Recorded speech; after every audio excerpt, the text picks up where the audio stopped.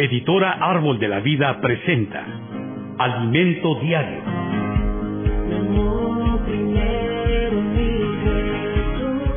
Serie La Iglesia, columna y baluarte de la verdad.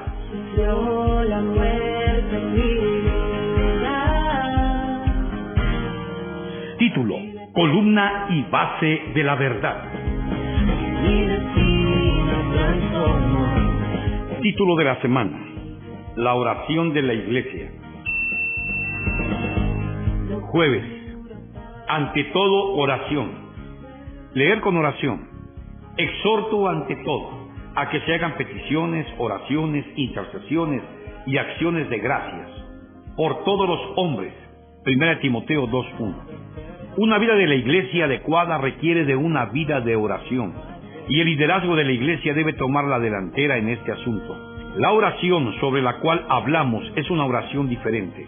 No es solamente la oración personal, sino el ministerio de oración de la Iglesia. Al oír noticias sobre los hermanos, sobre problemas o incluso noticias sobre el mundo secular, ¿qué hacemos por lo general? Normalmente nos gusta mucho discutir, criticar y chismear. Todo eso está bajo el principio de las profanas y vanas palabrerías. En lugar de eso, lo que Pablo le dice a Timoteo es que debemos orar. Siempre que oímos noticias, debemos llenarnos de temor y de temblor del Señor y orar. Debemos orar ante toda y cualquier noticia respecto de personas o hechos. Hermanos, en realidad, para nuestra vergüenza, muchas veces hablamos demasiado, hablamos mucho, hacemos mucho, pero oramos muy poco. Por ejemplo, si oímos que un hermano está débil y se fue al mundo, nuestra reacción inmediata es hablar y criticar. Si tenemos una buena intención, decidimos visitarlo. En realidad, queridos hermanos, no debemos hablar, criticar ni visitar. En primer lugar, debemos orar. Ante todo, orar. ¿Por qué debemos orar? Para seguir la dirección del Señor. De lo contrario, vamos a cometer el pecado de presumir, tomando el lugar de Dios y considerando que podemos solucionar los problemas de aquel hermano. La iniciativa debe ser del Señor. Debemos preguntarnos, ¿el Señor quiere que yo vaya o prefiere que otro hermano vaya? Cuando oímos hablar de problemas entre hermanos, también somos presumidos y pensamos, yo tengo la solución, yo tengo la experiencia.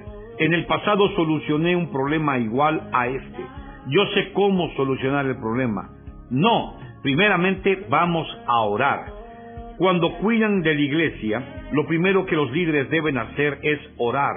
Todos nosotros enfrentamos problemas cuando estamos en el servicio de la Iglesia. Ante esa circunstancia, nuestro pensamiento inmediato es, vamos a actuar.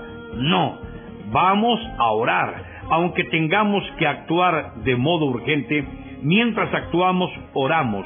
No tomemos ninguna decisión sin orar, porque eso ofende a Dios. Debemos orar cabalmente y no superficialmente. Las enseñanzas son uno de los elementos claves en 1 Timoteo. Sin embargo, aún con las enseñanzas, la oración debe ser lo primero y no lo contrario. En todo lo que hagamos a partir de ahora, en estos tiempos del fin, primero vamos a orar. Es por eso que al hablar con los discípulos sobre su venida, Jesús los exhortó, velad y orad. La oración debe venir antes de todo. Pablo presenta 4 asuntos relacionados con las oraciones. Exhorto ante todo a que se hagan peticiones, oraciones, intercesiones y acciones de gracias por los hombres. 1 Timoteo 2:1. Las oraciones son algo más amplio, general, enfocado en nuestra adoración a Dios, en nuestra comunión con Él. La petición o súplica es algo más específico, para una necesidad especial, familia, enfermedad, trabajo, etc. Necesitamos de las oraciones y de las súplicas. Efesios 6:18, Filipenses 4:6. ¿Y qué es la intercesión? En griego, la palabra intercesión es un término técnico para indicar una audiencia especial, una conversación confidencial con el Rey. Nuestro Rey es Dios, y cuando nos dirigimos a Él de modo personal y confidencial para intervenir o interferir en favor de otros, hacemos una intercesión. Para eso necesitamos estar en el Espíritu. Y por último, la acción de gracias, que consiste en agradecer al Señor por haber atendido a nuestra oración, petición o intercesión. Esto puede suceder antes o después de haber sido atendido. Puedo confiar, porque sé que un día